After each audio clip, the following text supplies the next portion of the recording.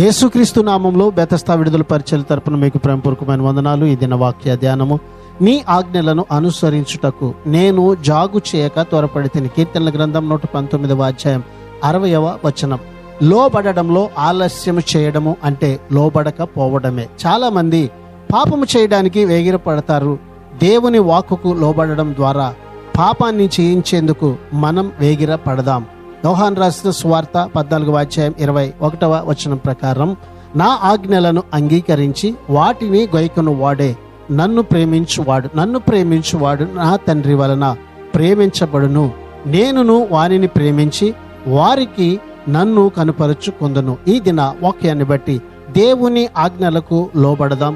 దేవుని ప్రేమకు పాత్రులమై జీవిద్దాం. అట్టి కృపను, ధన్యతను ప్రభువు ఈ దినాన మనందరికీ దయచేయును గాక. ప్రార్థన. ప్రేమగల దేవా, పరిశుద్ధుడా, మా మంచి యేసయ్య, మరొక నూతన దినాన్ని మాకిచ్చినందుకు నీకు వందనాలు, స్తోత్రాలు చెల్లిస్తూ, మేము నీ ఆజ్ఞలను వెంటనే అనుసరిస్తూ, మేమేమాత్రమును కూడా ఆలస్యము చేయక నీ వాక్యానుసారముగా జీవిస్తూ నీ యొక్క సన్నిధిలో కొనసాగే భాగ్యాన్ని ఈ దినాన ఇదిగో ప్రభువా, ఈ నీ ప్రజలందరికీ మీరు దయచేయమని యేసు ప్రశస్త నామములో ప్రార్థించి అడిగి వేడుకుంటున్నాము తండ్రి. ఆమెన్.